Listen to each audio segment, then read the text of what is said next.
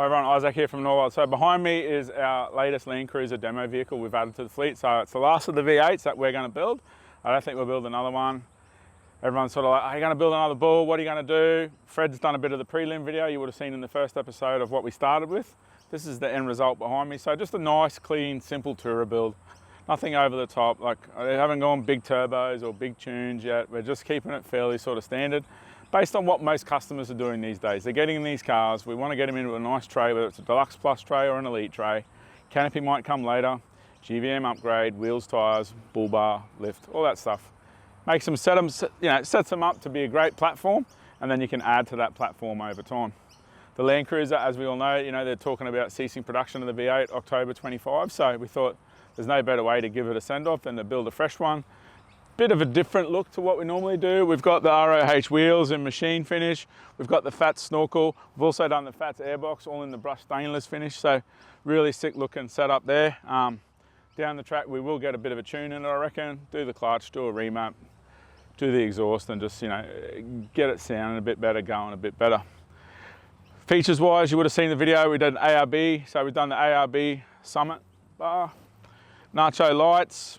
We've got the side rail side steps all color coded. We've got the OME MT64 suspension with the parabolics in the rear.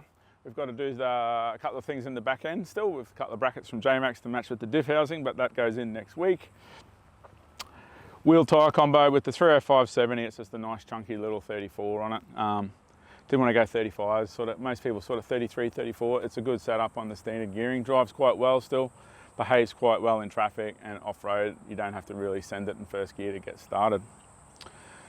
Roof rack's got the base rack with just the air deflector. We haven't gone the light bar. Traditionally you would have seen on the Bull and a couple other vehicles we've done the light bars. Just sort of tone it down a bit. The new Nacho lights in the front are more than bright enough, and they're a pretty cool little feature. Freddie will chuck some B-roll of them up close in this video for you to have a look at. Inside, nothing really done yet.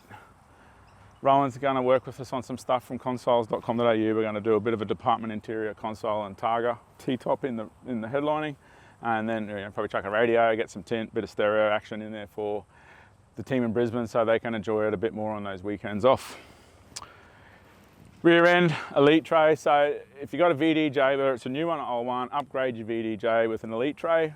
Takes that Cruiser, takes it to the next level. Color coded with our extruded sides with the bolt-on panel. Stainless hardware. The new headboard profile really sets it off. Flared guards with the J-Max rear correction really sets it off as well. Toolbox with the constant torque hinges. We relocate the fuel filler. Everything about this tray is testament to the years of innovation, design, research and development and testing that Norweld have endured since 1971 to bring the best trays to the market. It's not just a tray we just sat down and sketched on a napkin at the pub and went, let's build this tomorrow. We thought about what we wanted to build when we updated our trays from the original design that we brought out with the checker plate in 2011, bringing it through to the product we see today for our customers. What's another way to elevate the product to set us apart from anyone else? We've got our exclusive extrusions, lights, locks, hardware, all that stuff that you can't get anywhere else on a Norweld. That's what makes us the best at what we're doing here. With the vehicle, nice, clean, simple setup. Everyone's going to ask me what's it worth. 150 grand. You'd pretty much just get this vehicle as it sits here today. Car, tray, suspension, wheels, tyres, diff, snorkel, airbox, bull bar lights, all the bits and pieces. Nice number to round it out, and it's pretty much what we see these days with the 79 series builds. When I built my first one in 2015, 150,000 was like, but the car was 68 grand. Now the Cruisers are 95 grand. They've gone up quite a fair bit. So building them to a level where everything really sets them off, you can spend a few bucks, and you can go down the auto route, coils, portals, all that stuff as well. So that's not for everyone. That's why this vehicle is a bit more sedate to the other vehicles we've got in the fleet. We've got portals, we've got coils, we've got extensions, we've got all that stuff. This one's just a nice, simple daily driver build. We can chuck it up the beach, we can go west, we can go anywhere we need to go. It'll do some trips around North Queensland later in the year. We'll have it at the Brisbane 4x4 show. If you're there, check it out, have a chat to the team, see what we can do for you today. Give us a call, come in to see us at the Brendale site or Cairns, Townsville, Newcastle, Sydney, Adelaide, Melbourne, Perth.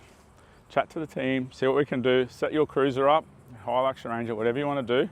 Perfect way to update it. Anyway, cheers for watching this video. Hope you enjoyed our build video. And on the next one, we'll see what we can do. We've got a few cars coming next year. Let's see what we can come up with, eh? Talk to you then.